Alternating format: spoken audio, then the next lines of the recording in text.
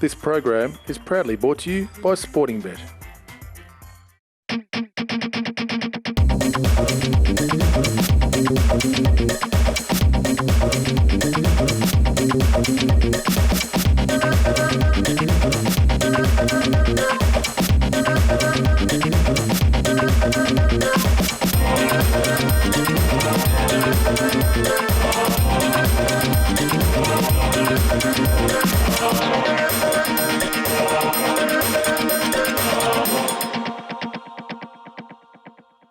I'm Nick Quinn and welcome to the latest edition of Australia's newest racing show, Chewin the Fat. We have a Group 1 show for you today ahead of tomorrow's Tatts Cox Plate Day.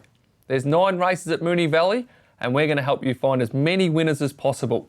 We'll go through the Cox Plate and tell you why each runner can and can't win. Last Saturday at Caulfield was the Group 1 Caulfield Cup. It was a terrific race won by Southern Speed, but there were plenty of eye-catching runs to come out of the race ahead of the Melbourne Cup. We'll look at the Melbourne Cup markets to see where the money's been going since we last spoke to you. On Tuesday, Moonee Valley was sizzling like the sausages with the breakfast with the best. Chewin the Fat was there to watch the track gallops and catch up with all the experts on who they think will win the big race. But first, it gives me a very big pleasure to introduce Edward Sadler and Bree Laughlin. Welcome, guys. Thanks, Nick. Thank you very much, Nick. Always a pleasure to be with you here on a special day in racing, special week in racing. Well, Edward, it's lovely to see you, but I'm also very excited to have Bree back, the face of Caulfield. How are you feeling, Bree, after your big week? Yes, terrific. It was such a fabulous day on Saturday at the Caulfield Cup. So much happening, but yeah, it was a terrific and a great result with Southern Speed. It was a great result all round. I did read that crowd figures were up. Some people said because Black Caviar was racing Guineas Day. I think it's because you were the face of Caulfield. Well, we'd like to think so, wouldn't we, Nick? But no, it was certainly a big week for Caulfield, of course, with Black Caviar at the Guineas and then the Caulfield Cup. So it was fabulous. And now, Bree, you can just relax and enjoy the rest of the carnival. Well, that's right, particularly the Cox Plate this weekend coming. Fabulous race meeting, so really looking forward to it. It will be a fantastic race meeting and a fantastic race. Chewin the Fat now catches up with a man that knows all about winning the Cox Plate, Greg Childs. Greg, Cox Plate Day here on Saturday. You've been there, done that and done that twice. What's it like to win the big one? Yeah, it's a great thrill, especially with Sunline. She was New Zealand and a favourite for Australian punters as well. So and she was favourite, and the first time was exciting and a lot of pressure was on, and she went out to win. And the second time she won it by 7 lengths. It was just a ride to enjoy and soak it all up. And then, of course, she ran in the next 2 years and ran gallantly in those editions. That's right. She ran 2nd and 4th, and she tried, but it wasn't to be. She tried to equal Kingston Town's 3, but she won 2, and we take that. We take what we could get with her, and she was a true champion, and went on to race in Hong Kong and Dubai, and did herself really well. From a jockey's perspective, what's Cox Plate Day like with the crowd, the amphitheatre-like atmosphere here at Moonee Valley? Yeah, it is. Because you parade out the back behind the grandstand, there's a lot of people there, and then you come through under the tunnel out onto the track, and when you see that crowd there, the horses then get a little bit toey as they go onto the track. There's just a buzz of excitement, anticipation. It's a great day. It's a day to enjoy, and if you can ride winners during the day, it's a great feather in your cap. What are the nerves like when you're in the barriers as you're about to jump before the race? The Cox Plate. Look, I always found I was always nervous before the race, but once I was legged up and on, you get into your zone then, and you stay focused, and that's what it's all about, staying focused. You've got a job to do. You get out onto the track, and sure, there's a lot happening outside, around you, but you've got to stay mindful of the fact you've got a job to do, and be concentrating, stay focused, keep going over how the race is going to develop or how you think it might develop as it goes, and always be ready for the unexpected. Sporting Bet is built by punters for punters, so you get the very best experience. At Sporting Bet, you can expect more from the latest in customised betting with black books, favourites and iForm. Plus, Sporting Bet covers all the exotics, including trifectas, quinellas, exactas and first four. Bet fast online or at sbet.mobi on your mobile, anytime, anywhere. That's why there's no better bet than a Sporting Bet.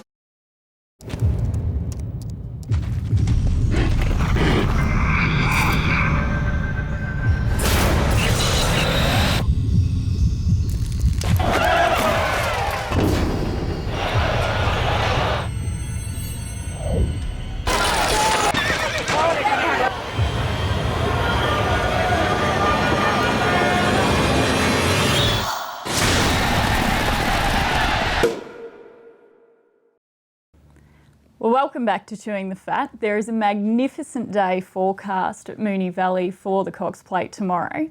And we've got the rail running true for the entire circuit and a track at a dead 4, Nick. Well, I think that's perfect. You want nice sunny weather, track's dead. There's going to be no complaints if you can't find a winner. That's it. So race 4 is the Group 2 Mitchelton Wine Vase for 3-year-olds, going around at 2,040 metres a trip around. So let's have a look at the markets thanks to Sportingbet.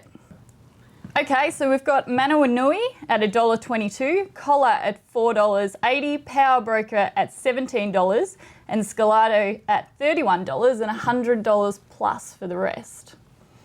Well, look, it's a one-horse race, isn't it? Manawinui. Look, I think if Collar ran better at Caulfield last time, I would have thought his odds would be shorter and he'd be more of a chance. But Manawinui, very impressive, as we saw on Tuesday morning at Moonee Valley in his gallop with Yosei. The only doubt for me would be the distance. He hasn't raced at it before, but given the way he ran in the Caulfield Guineas, they ran a breakneck speed from the time they left the gates until they greeted the judge, and I think that shouldn't be a problem. He should win from here to the end of the street. Okay. Bro, did you detect a little smile when Edward said Collar might be shorter odds if he'd won at Caulfield last start? You have a little bit riding on it, do we, Edward? No, I don't, but I believe Nick Quinn might have had something on that day and might have been a bit worse for wear afterwards. That is correct, Edward, and I don't know why you're taking joy out of seeing my misery. I've been eating baked beans for the fortnight since, but I did pick up on that little smile, and there will be retribution. If you go to under the Flinders Street Bridge, Bree, come on, dancing under there. Come on. After that. Moving right along, Manawinui, we're all in his camp. Yes, selections all going with Manawinui here, so yeah. But should be still a good race. It should be a great race, but Yeah. geez, he was impressive at Moonee Valley on Tuesday. Absolutely sizzles. I think we'll win this race, and then I think we'll be a clear favourite for the Victorian Derby. Mm-hmm. And it's a feel-good story, obviously, Nick, with Ron Lehman, his story leading into the race. It is a great story actually with Ron Lehman, a good honest battler who's finally made it big. And Edward, you caught up with Ron Lehman and jockey Glenn Schofield. What do you think about the step up to 2040? That should not worry him. The way he ran in the Guineas, I have no problems with the 2000. Where would you like to see him in the run? Will he go forward as usual? Just have him a box seat. I think there's probably a bit of speed on. Niagara, I think, will go forward. There's a couple of the other horses like to go forward, and hopefully we can just take a box seat and relax and make it a sprint home. And it looks like it's going to be a small field on Saturday for the Vase. Yes, we've been lucky. We've been hitting small fields virtually all this preparation. And after Saturday, he heads to the Derby. If everything goes to plan, we'll be heading towards the Derby. Do you think the 2500 will be okay for him? I think it'll be okay because I think he just relaxes in his work, and once again he'll settle. He'll just drop the bit, and then we'll just run home again. Look at Moonee Valley. Do you think he handled it okay? Yeah, he handled it like an old pro. You know, he just does things well wherever he goes. You know, he takes it all in and sort of takes it in his stride and doesn't sort of look around too much. And again this morning he went around on his own or with a maiden, sort of led the way and just wasn't really worried about anything. So he's a little professional horse, and he'll run well again Saturday. Okay, well, just to recap the selections, we're all going with Manawinui in this race. I think definitely going to be a hard one to beat, but like we said, will be still an exciting race at the Valley. Definitely, yeah, really looking forward to it. I mean, history shows that it's one of the main lead-up races to the Derby. Interesting this year, only a small field going around, so maybe more leaning towards the Norman Robertson, with the exception of Manawinui leading into the Derby, though, as far as a true form guide for the race. Mm-hmm. Yeah, well, we'll head to race 7, which is the Group 2 Drummond Golf Crystal Mile at 1,600 metres. What do we think for this one? It should be a really exciting race. Well, it's going to be a very good race. There's a lot of chances and there's a lot of different form lines coming to the race. I'm going to stick with Test of My Patience. Won and got me out of a little bit of trouble on Caulfield Guineas Day in the Lucky Last, which was great. That was as good a ride as I've ever seen that day from Craig Newitt. He did not step on one blade of grass. He did not have to. And I'm confident Test of My Patience can win again on Saturday. Well, Luniat Forever, I like this horse. Very honest last time at Caulfield. Is he a non-winner?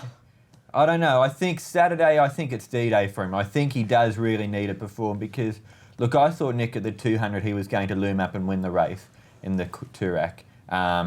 he didn't... Look, he ran a very good third. But he does it his form lines are great. You look at the horses he's been chasing home and his times and whatnot, but he hasn't won in Australia. But point I think I'm making is the two horses that beat him are pretty good horses, King Mufasa and King's Rose and the Toorak.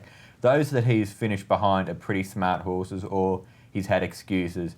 I think Test of My Patience is under the odds on Saturday, and that's why I'm going with Luniat Forever. Ooh, an early battle between everyone. What have you got, Bree? Are you going to step in and stick with the good guys? Well, I'm going to, yes, the cat amongst the pigeons. I'm going with Happy Trails, actually. Okay. Craig Williams is in great form at the moment, and I think you could put him on a donkey and he'd ride a good race. You're a bit of a Craig Williams fan, So we'll see how we go. Hopefully he can bring home the bacon for me. Find a few winners there. Yeah, well, we'll take a look at the market for the Drummond Golf Crystal Mile.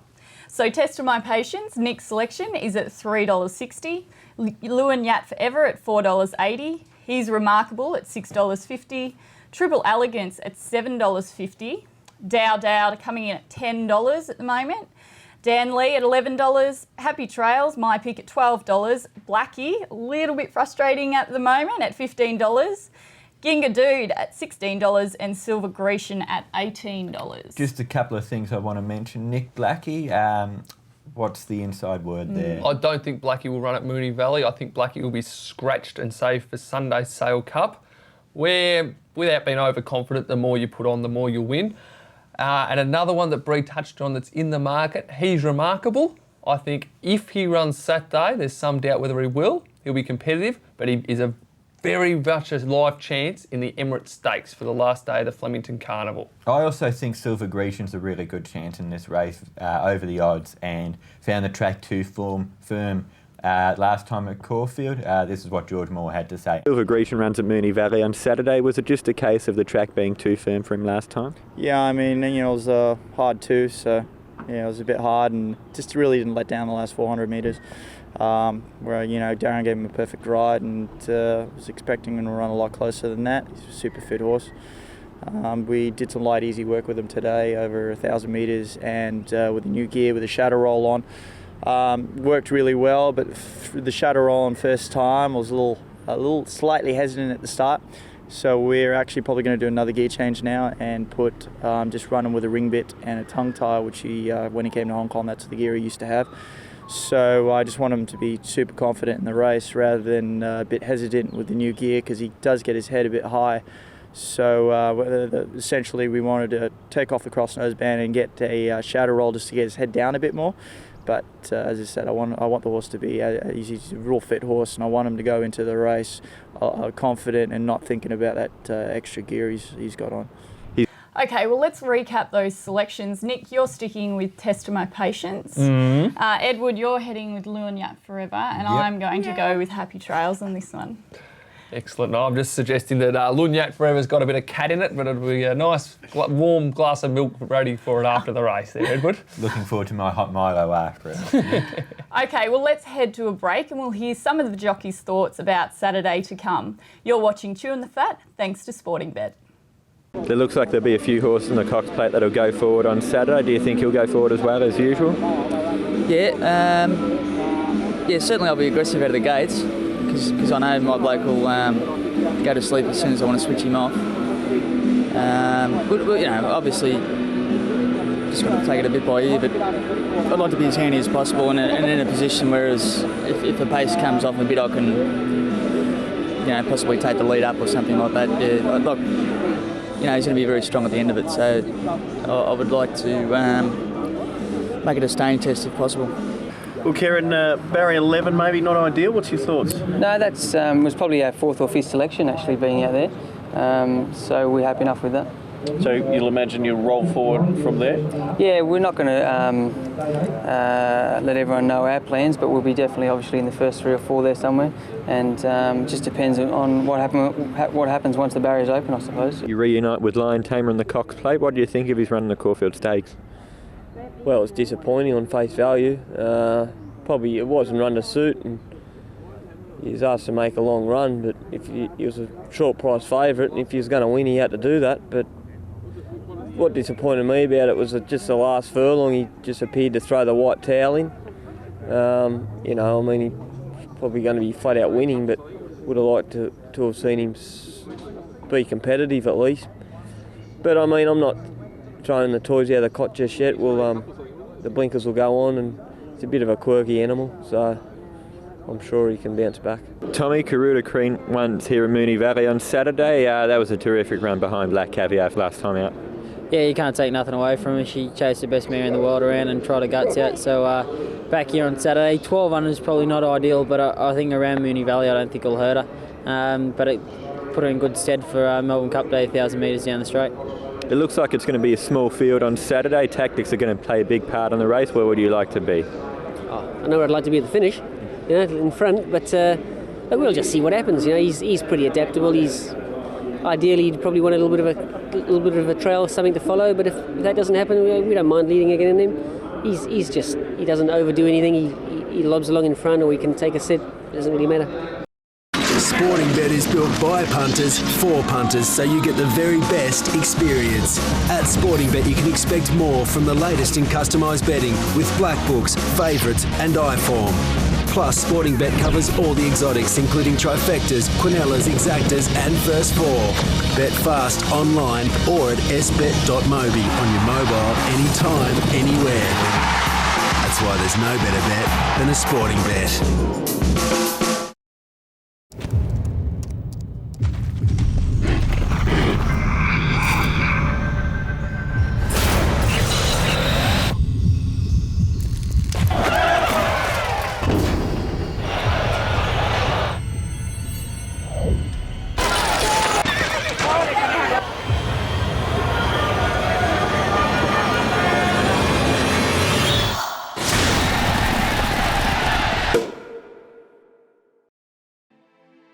It's Moonee Valley, it's the spring in Melbourne, it's the Cox Plate, it's the race where legends are made. Past legends have run it.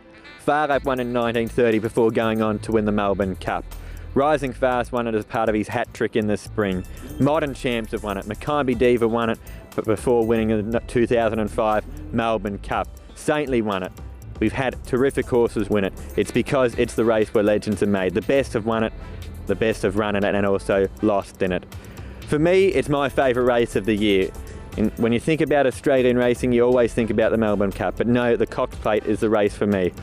I remember in 2005 when the great mare Mackay Diva won it, sitting with my grandfather in the grandstand and cheering the great mare on, and can remember at the 600 metre mark when a wall of horses, I've never seen this in a race before, 12 horses all took off at the one time, and Glenn Boss was just sitting there on the great mare, and straight away you knew she had the race won.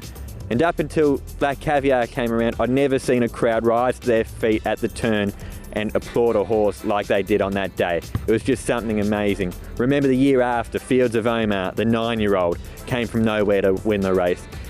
It's a fairy tale race, it's the best race in Australia for me, the Cox Plate.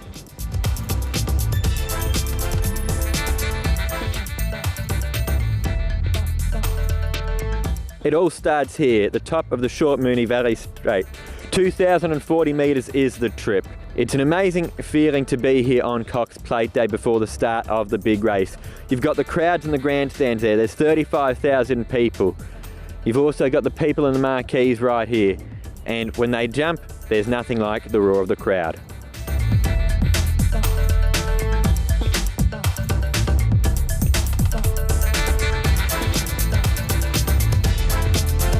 When they straighten up here, you know what horse you want to be on. Last year, So You Think had the race in the bag at this point in time. He was 2 lengths clear of the rest of the horses and the race was all over, same as the year before with him. But in saying that, we have had horses in recent years who looked like they weren't in the race when they came to the turn, who finished over the top of him. Remember Fields of Omar in 06 and El Segundo, they came with their runs and ran over the top of Pompey Ruler, with Old Fields getting there on the day. But at this point, when they turn for home in the Cox Plate, you know who you want to be on. The winner is almost decided from there. The hard work is almost over.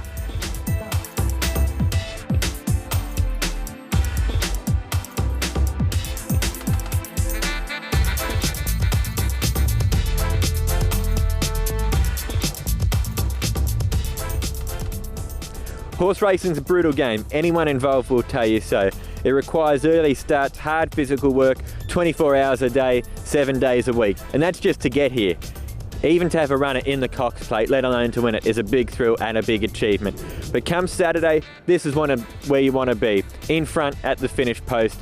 With $3 million up for grabs and prize money, everyone's wanting it. Welcome back to Chewin the Fat. Now, Edward, a great insight there into race 8, of course, the Tatts Cox Plate coming up this Saturday for obviously a Group 1 over 2,040 metres.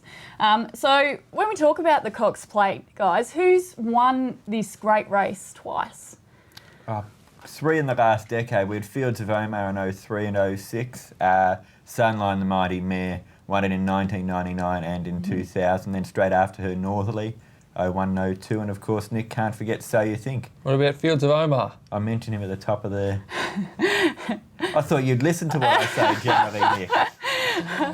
Yes, no, just checking, because I know Brian Martin would have been very upset if he overlooked Fields of Omar. So, well, let's have a look at the first half of the field and let's go through why they can and cannot win. We're going to do something a little bit different this week. If you go to Sporting Bet Australia right now, you can find under the racing specials who will pick the winner of the Cox Plate. Edward's got his 6 fancies. I've got my fancies. You can punt on it. Edward's no doubt a $1.65 favourite, where those who like mine can snap up $2.20. So Edward's going to talk about the runners. Who ran this market? Nick, did you come up with it overnight, or is it a genuine sporting bet market? It's up and running as we speak. If you like it, Edward, you can dip into your thousands and get on there and have a crack. It's up there now on Sporting Bet under the racing specials. So there we go. Oh, there you go. Mr. Smart Guy. So Edward's going to talk about the runners he's got. I'm going to talk about the runners I've got. And all you smart punters can jump on my tip at the $2.20. And if you're really smart, you will go for the $1.65, because it'll be like going to the dogs and backing the bunny, my horse. Oh, well, you're right, Bree. He is cocky. I think we'll move along before this ends in fisticuffs. We'll start with number 1, of course, Efficient, trained by Robert Hickmont, and we've got Stephen King in the saddle, jumping from barrier 5. What do we think, guys? He's in my team, Efficient. Mm-hmm. I've got him for the can win. He's part of my team. He is a champion. He is an absolute champion, and he's just starting to get back to his best. I think he is an absolute live chance in Saturday's race. He won the Turnbull at weight for age 3rd up. He's obviously won the Melbourne Cup. He loves Moonee Valley, where he's won the Amy Vars a few years ago. Do not leave him out of your multiples. Well, if you like Efficient, let's have a listen to what Nick Williams had to say. Nick Stable's got a fish in this year's Cox Plate. Must be a big thrill to have him there after all the issues he's had. Oh, it's fantastic, very exciting. The horse is going well. Got a nice barrier. Steve King should be able to give him a good ride, and hopefully he'll have a forward showing. Were you surprised how well he ran in the turn? But that was one of the better Cox Plate trials out of the race. Yeah, it was. I think his trial and Jim Conlon's horse rekindled interest for the 2 eye catchers out of the race, and no, we weren't surprised at all, I'd have to say. The horse has really been going well, and he's certainly improved off that run. He has run in the Cox Plate before, 4 years ago, and after that he went on to win the Melbourne Cup. No, it's a long time ago, but how does he compare to then? Oh, he's probably going better than he was then, and we certainly trained him for the 2,000 metres as opposed to the 3,200. And plenty of money put on Efficient earlier on in the week to put him into, what's the price he's there? He's at $21 at the moment. Look, people say he hasn't won for 2 years, and it's true, but bear in mind he's only raced twice since 2009, when you mentioned that Turnbull Stakes win, Nick.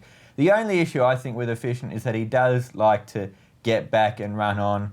And I think you've got it. They really will have to go to decent tempo. I think they will, but I think it's always a tough ask to come from well back in the field and win a Cox Plate. That's my only hesitation with him. And of course, he is a... What is he, an 8-year-old? Don't worry about it. Don't worry about it. No, it's fine. That's fine. Yeah, move on, bro. Yeah. We're getting personal now. Definitely. was horse number 2 now scratched, Desperado. Yeah, obviously had the issue at breakfast with the best on Tuesday at Moonee Valley and hasn't come up for the race. So a big shame that the Caulfield Cup winner won't be going around. Okay, so then we've got Wall Street jumping from barrier 7 and currently at $15. I actually had an issue coming up with how this horse could win. He did win the Emirates last year. I watched his run in the Cox Plate last year and thought it was okay. Thought his run in the two-rack was okay. I think he'll need to improve, but I certainly think what he showed in the Emirates last year is that he can improve, because he improved significantly from the Cox Plate to the Emirates last year. So I think having that run over here before would definitely help him. Yeah. And then we move to Glass Harmonium, of course, the great Damien Oliver, jumping from barrier 4 at $12. He's a very underrated horse, isn't he? I mean, he missed out by the narrowest of margins at Flemington. The Turnbull Stakes to December draw. I think the Turnbull's always a terrific guide to the Cox Plate. He ran 4th before that in the Underwood, and they made a couple of gear change with him. They put pacifiers on after that because he was a little bit keen.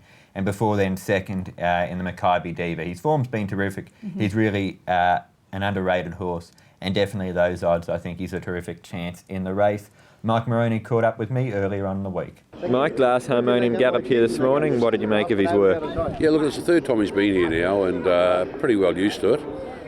Got on his toes a little bit with the crowd being here, a bit more at the back there, but thought he worked really well. Ollie reported that he worked nice and relaxed. Had a little bit of shy of the white pony out of the straight the first time, but other than that, he looked to get around really well. He's been in terrific form this preparation without winning. You're happy with how he is coming to Saturday? Yeah, we are.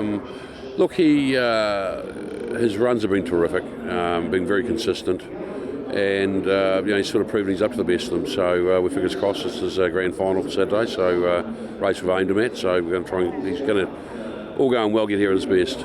You really have turned into an arrogant individual, Edward Sadler, saying that Mike Moroney was lucky enough to catch up with you. One of Australasia's best trainers was privileged enough to speak to Edward Sadler.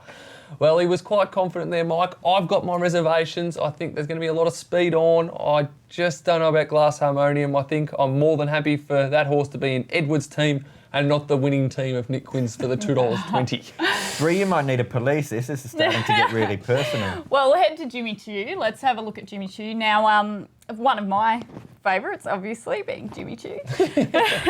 So what do we think? Do you think Jimmy Choo can win this? I definitely think he can. I think too much has been made of his work at Moonee Valley, as we'll hear from John Barry shortly. But look, his form in New Zealand has been outstanding. I mean, he's beat horses that have come over here and won, like Lying Tamer and King Mufasa. So I think this year the New Zealand form is really good.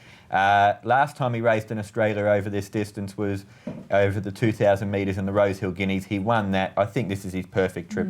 I think definitely he's right in the mix. Well, at $5 in the early markets, he's proving to be quite a favourite. So I could not back Jimmy Choo at $5 with stolen money. I'm sick of these Kiwis that come straight to the Cox Plate. Your Princess Coops, the superstar she was supposed to be. She beat a runner home that year.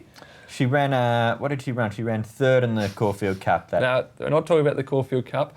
So I don't like Jimmy Choo. He ran past Red Ruler, who I actually saw driving in here to vote. He's that old. Massive under the odds. Worked terribly at Moonee Valley, and I cannot see Jimmy Choo winning the Cox Plate. Well, before you make up your mind about Jimmy Choo, let's have a listen to what John Barry had to say Tuesday morning after he worked. His form in New Zealand's been terrific. He's beat horses that have come over here and won, such as Lion Tamer and King Mufasa. He must be pleased with that going into the race. Yeah, I mean, that's, for the punters, I suppose that's what they worry about. I just worry about my horse on the day, and on those 2 days when he beat them, he was well, and he's well again. Jimmy Choo obviously galloped here this morning. Were you happy with his work? Yeah, it was good. Look, he should have, I think we got a little bit stuffed up with what was meant to be a pacemaker. Didn't have much pace on. So, end of the day, it's another look around for him, and that's more important to me. And he's done it well, and he's very comfortable with it. So, he did a really nice hit out on Saturday over a mile, which I was happy with.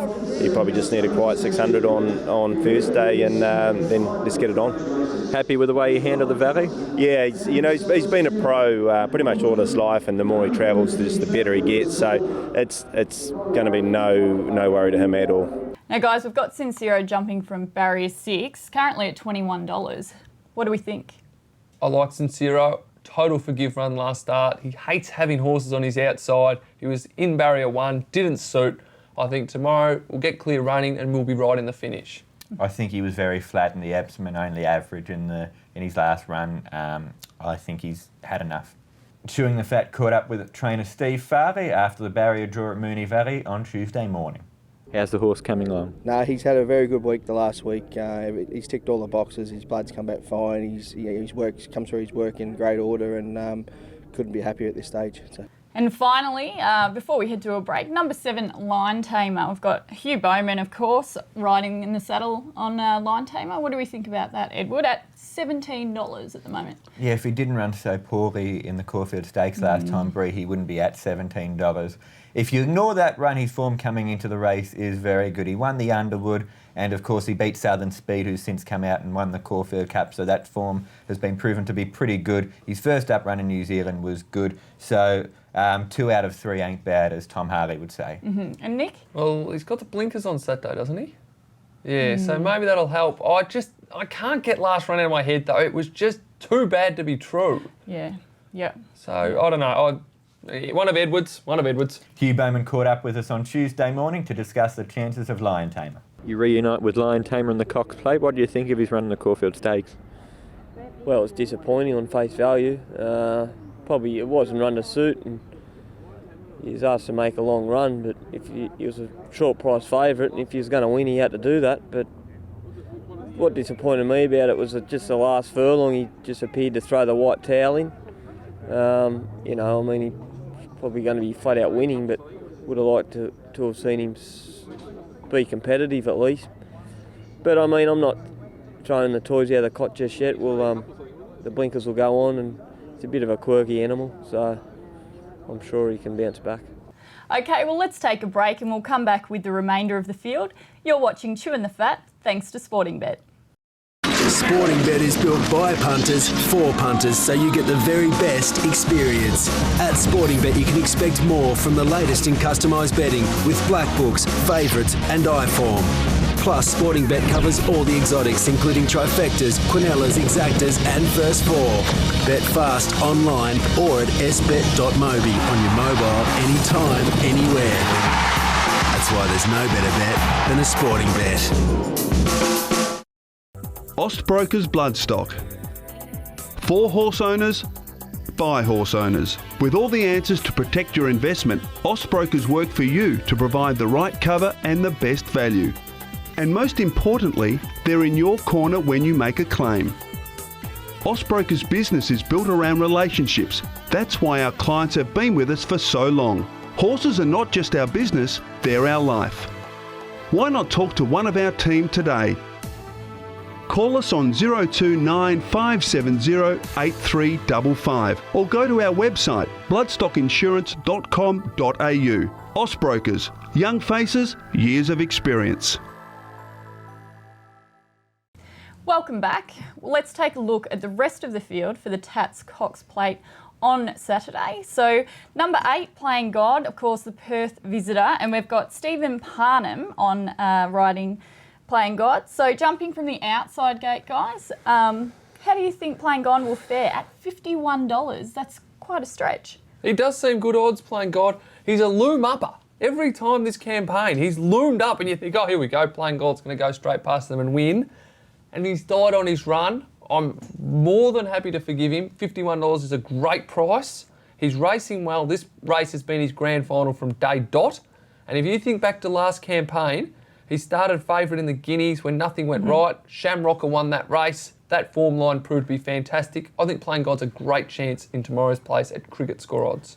I know you're hinting towards his run in the Australia Cup, but I think the Cox Plate is certainly a much stronger race than the Australian Cup was in March. I think he's had his chance to win this campaign and he hasn't, which is why he's not one of my horses, Nick. Neville Parnham, we spoke to him through the week. Neville Playing God's Cox Plate bound this Saturday. What did you think of his run in the Caulfield Stakes? Look, I was satisfied with all his runs over here. He's been knocking on the door. The only negative I could come out of it was that he was backing up in 6 days, which whilst it was in the plan and for the preparation towards this Cox Plate, and it suited us to sort of have a fortnight between runs now. So he's solid enough. He's fit enough.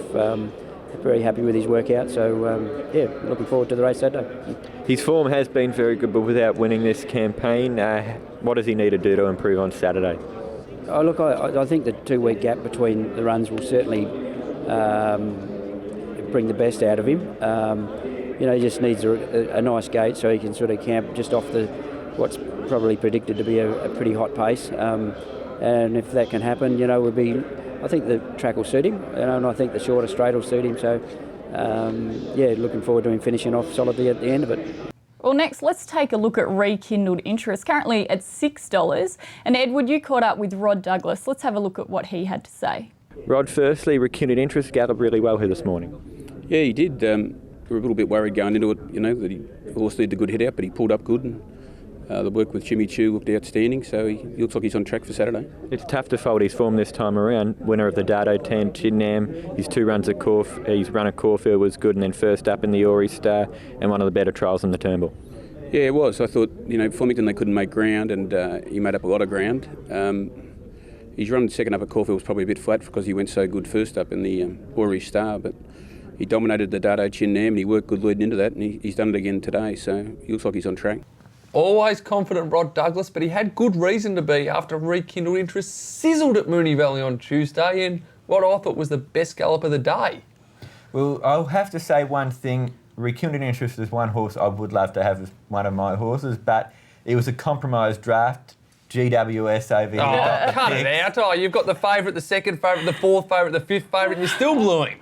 No, he's the only one that I haven't got that I really would like to have. His form has been very, very good, and he loves Moonee Valley. Mm-hmm. And he has been smashed with sporting bets since the final fields were announced. He's been $13 into $6 on the fixed odds. As Big Richie Callender would say, definitely a TVN Sporting Bet Australia market mover. You're a much thinner version of Richie Callender. All right, well, the next one we look at is Shamrocker, of course, jumping from barrier 1, but out at $51 as well. Could be a blowout.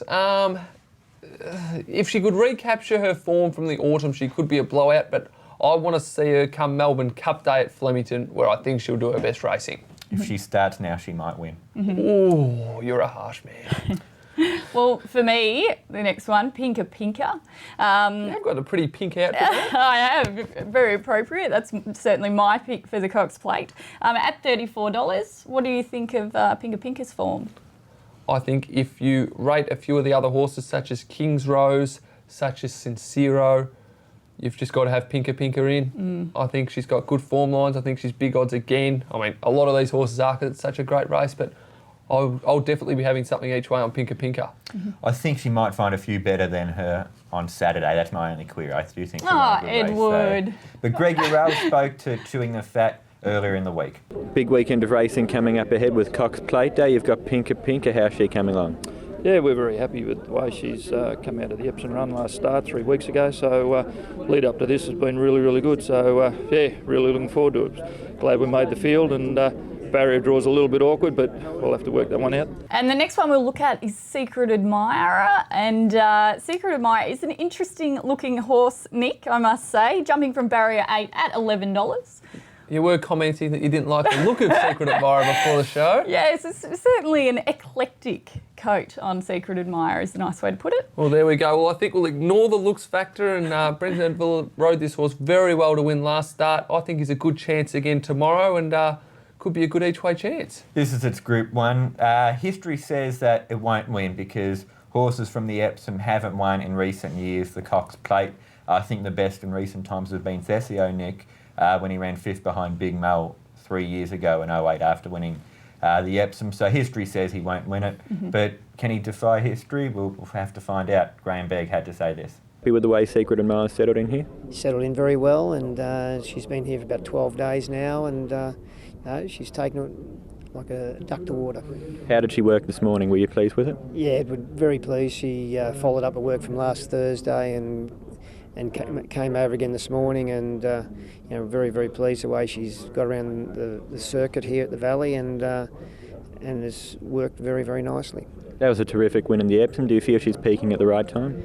Well, it appears that way, and we designed a preparation around having a peak on the right days, and we think that we've got her there.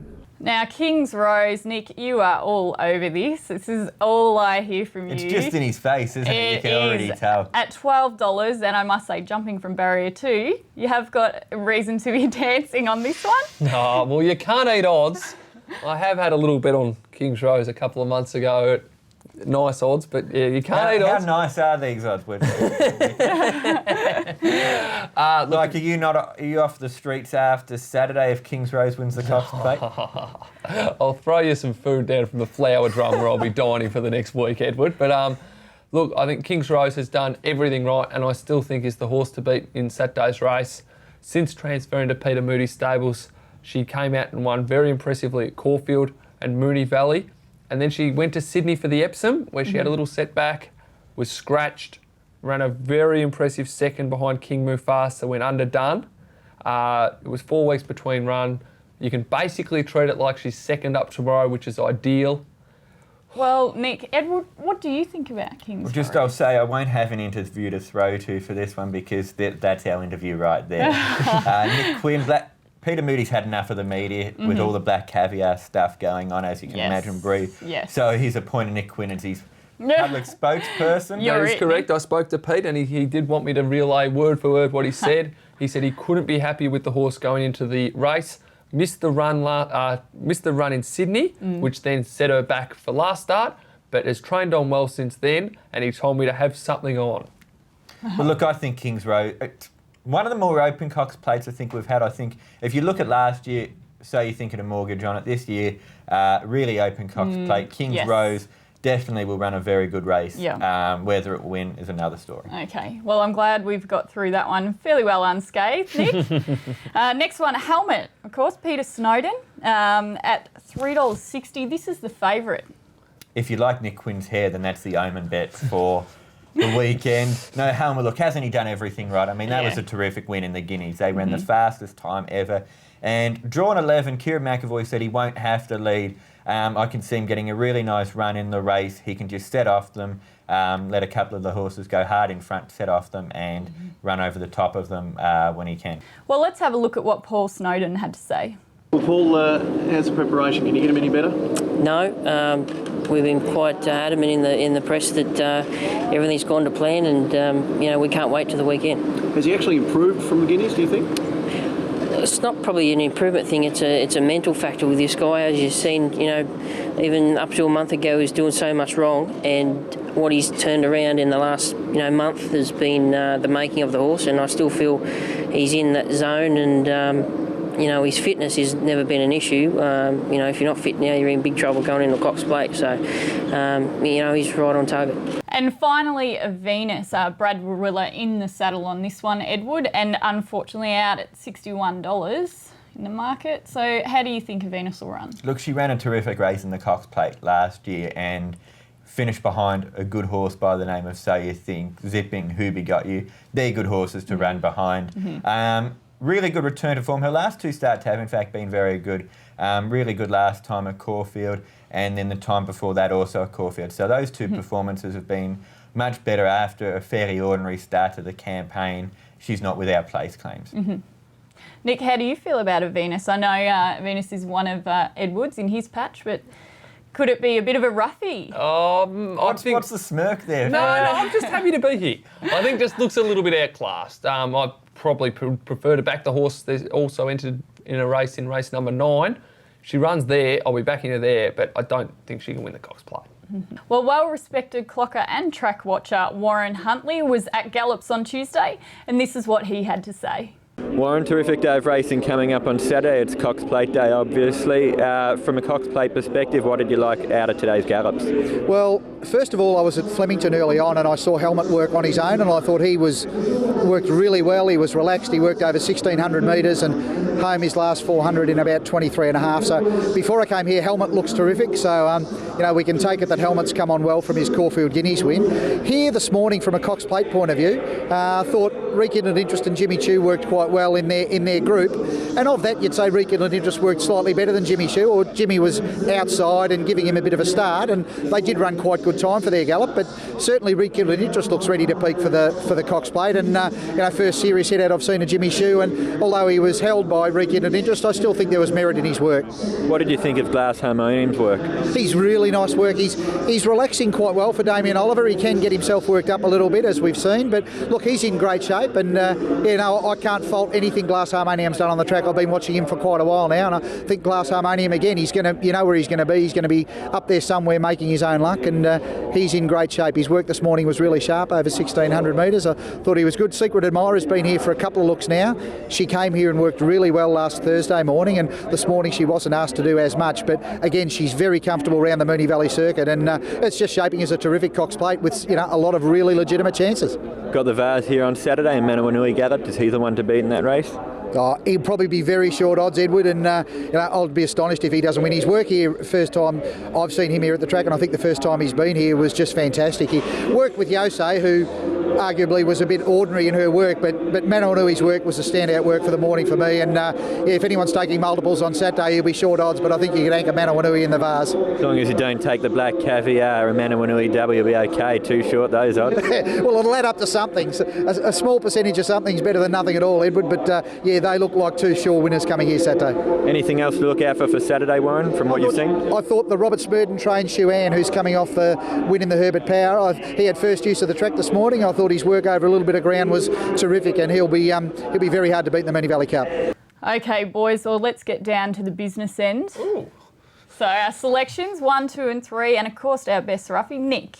For you, Tatts Cox Plate, we've got King's Rose number 1, of course, Rekindled Interest, Secret Admirer 3rd, and you've got Efficient as your roughie. It's interesting. I'm going to have to be careful with how I do these tips, because I'm actually doing a fandom call tomorrow where money will be wagered on the call. So I'll give you the 3 that I'm leaning towards with no order.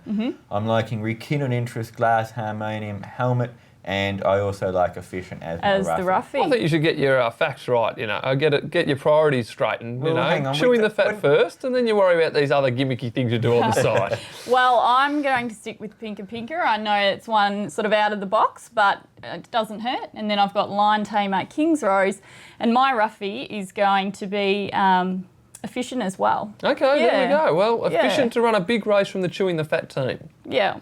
Now, Nick, the Cox Plate is the race where legends are made, am I right? Yes, you are for once. We caught up with a legend of the turf amongst many there at Moonee Valley, Miracle Mel, in a costume I wouldn't be seen dead in.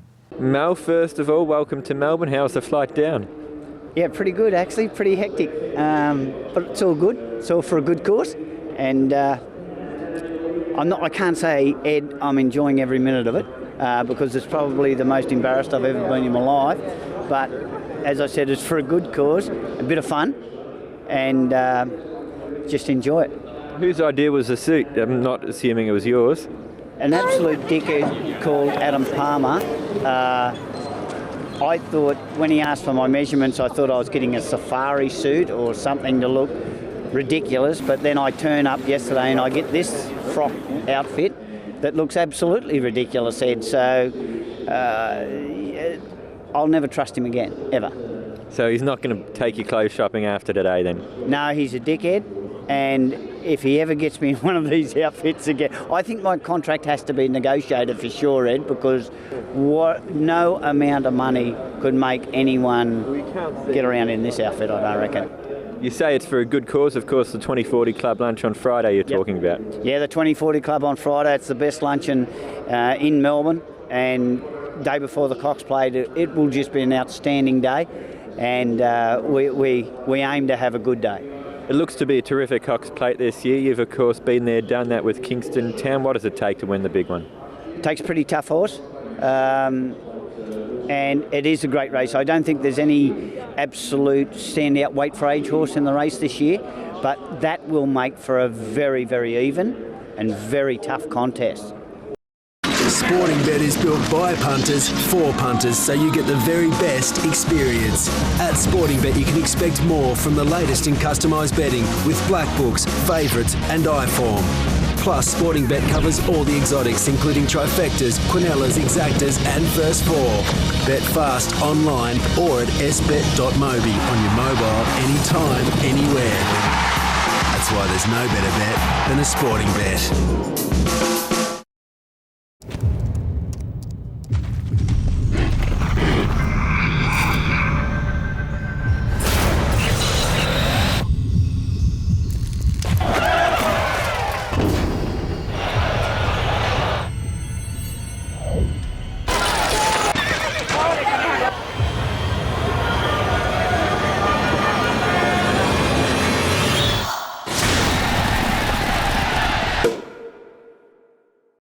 Well, welcome back. We'll head to race 6, the Drake International Cup, which is over 2,500 metres, and it will see the return of the reigning Melbourne Cup winner, Americain.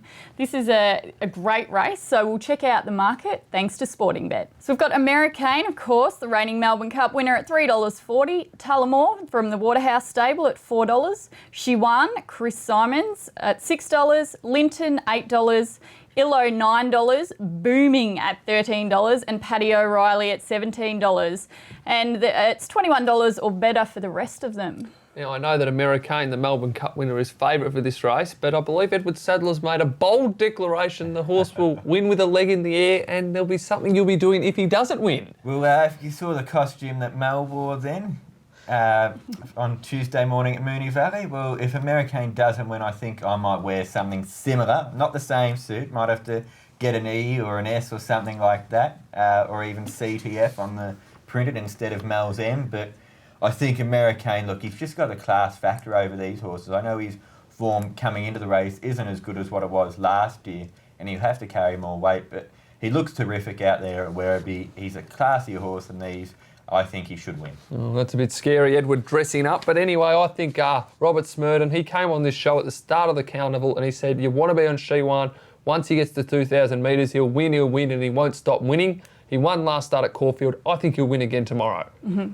So, well, for the Drake International, Nick, you and I are both going with Chewin. Great minds think alike. Yes. And Edward, you're going with the mighty Americain. Yep, but obviously can't forget Tullamore ran a terrific race last week in the Caulfield Cup when finished third. The ever-confident Gay Waterhouse, I caught up with her earlier in the week. Tullamore, another very good run in the Caulfield Cup. Oh gosh, he's a good horse. This is a really exciting stayer.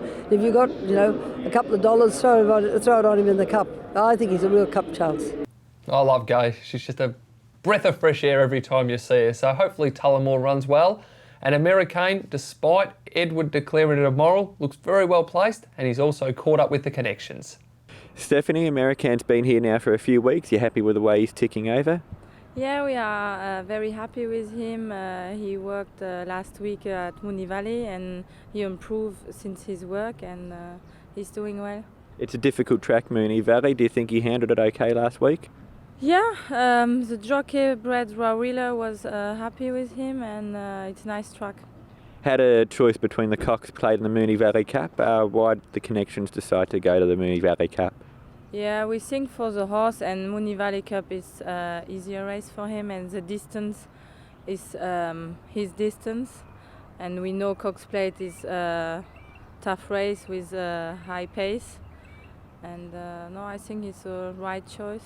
Okay, well, just recapping the selections there. Both Nick and I are going with Chewin, with Chris Simons hopefully riding at home. And Edward, of course, Americain. Yeah, made that obvious, didn't I? Agree. Oh dear. Well, it would be remiss of us not to mention, of course, Black Caviar going around in race 5, the Group 2 Schweppes Stakes at Moonee Valley on Saturday. Looking for a record 15 in a row would be quite an enormous achievement. It would. She would equal Carbine's 15 in a row. Mm-hmm. Carbine, of course, you've got to go to the 1890s, back when Nick was just starting to grow up then. So look, she's one of the best things to happen for racing for a long, long time. She's a super horse. It's a very small field. Mm-hmm. It has been a really good race, the Schweppes, in the last few years. In fact, hopefully it will be promoted next year to Group 1 status. So, terrific race, and just enjoy it. Mm-hmm. Yeah, obviously she'll be winning. It's hard to make $1 out of it with the short odds, but I think Peter Moody will get the 15th win, and he caught up with Edward Sadler during the week. Disappointed that only 4 other horses are going to be running Saturday. Does it take away the challenge a bit? Oh, I suppose it's a bit disappointing for racing, full stop. But we're getting into the carnival, back end of the carnival. Attrition rates build up. There's a lot of terrific races out there for other horses. Like Caruda Queen that ran second to her the other day. She can run in a 3-year-old race for nearly as much prize money. So common sense approach there. And we've got so many tremendous, sprints coming up. There's good options. You've got the Salinger at Flemington, and there's numerous stakes races up the straight at Flemington throughout the carnival. So I suppose trainers are a bit selective in not wanting to butt heads with her and give themselves every opportunity to win a race. Okay, well that takes care of the feature races at Moonee Valley this Saturday. For all the markets, you can head to www.sportingbet.com.au. We'll head to a break. You're watching Chewin the Fat, thanks to Sportingbet.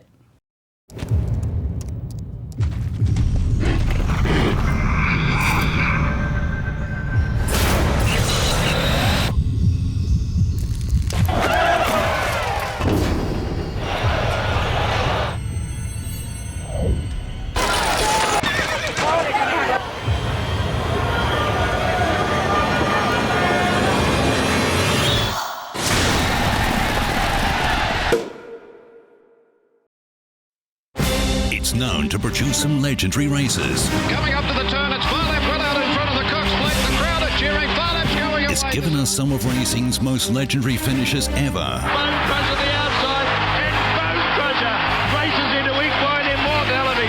1.5. And it's known to set the pace for legendary style. Be part of this legendary event this year. The Tatts Cox Plate, the race where legends are made. Well, the Melbourne Cup field became much clearer on Wednesday with the running of the Geelong Cup, and Junodin, the French raider, took it out, and Bauer coming third, which moved Bauer up the order of entry for the Melbourne Cup. Chewing the Fat was down there and caught up with some of the connections. Charlie, terrific run yesterday by Bow. How's he pulled up? Yeah, all good. It was a great run. But no, he's passed the ballot, so should the Melbourne Cup field fall away, he'll be, eligible to run, but it doesn't really help us a whole lot because, as we know, he's number 42, and we'll see. Well, let's take a look at the latest market thanks to Sportingbet. We've got Americain at $7, Junodin at $9, Lucas Cranach at $10, Green Moon at $12, but not yet qualified. Bauer at $13, Lion Tamer $14, Shamrocker at $15, and the Jukebox Jury at $16. Well, look, Americain, obviously, I think how the markets will really change after Saturday, given the way he runs in the Moonee Valley Cup. Junodin obviously moved into the $9 second leg because of his win in the Geelong Cup. Green Moon will probably see it in the Lexus to try to guarantee a start for it in the Melbourne Cup. And another horse I really liked the run of was Unusual Suspect, not mentioned there in the market, but flashed home and really caught my eye, Nick, in the Caulfield Cup. I like Lucas Cranach at this stage. I thought it was a fantastic run in the Caulfield Cup when had a few problems leading into the race, so I think he's the one to beat at this stage. Well, let's head to a break. We'll come back, check the emails and wrap it up. Sportingbet is built by punters for punters, so you get the very best experience. At Sportingbet, you can expect more from the latest in customised betting with black books, favourites and iForm. Plus, Sportingbet covers all the exotics, including trifectas, quinellas, exactas and first four. Bet fast online or at sbet.mobi on your mobile, anytime, anywhere. That's why there's no better bet than a Sportingbet.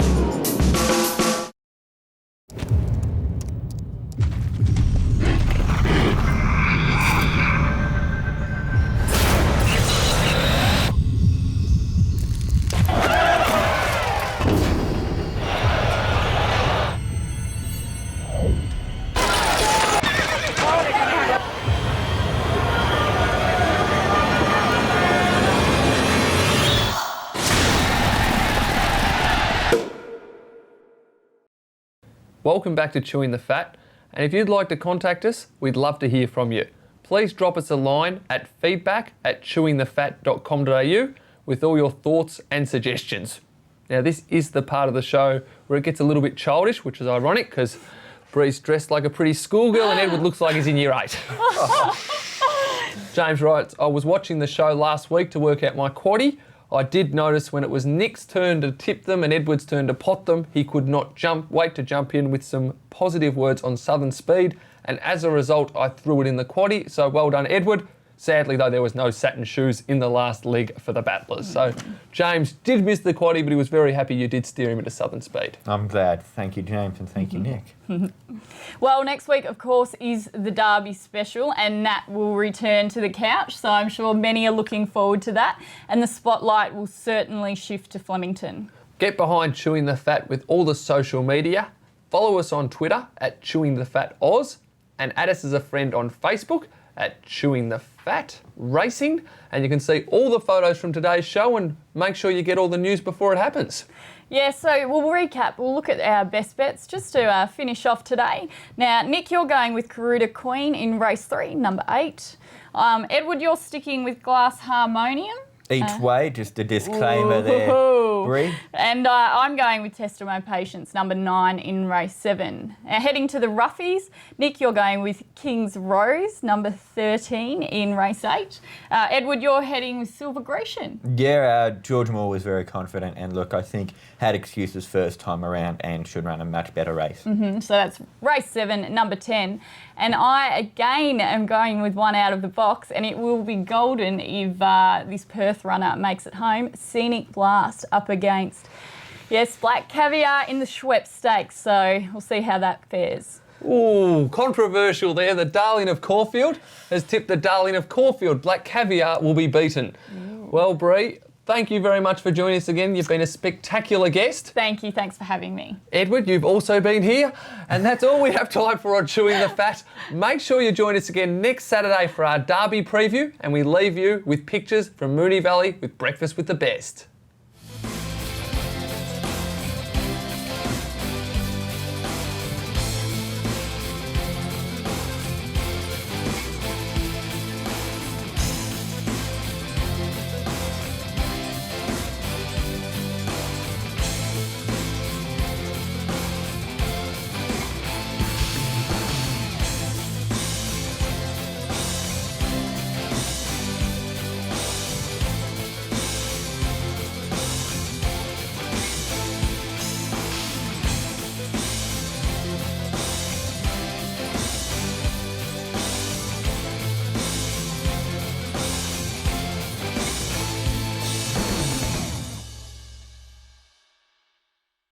This program is proudly brought to you by Sporting Bet.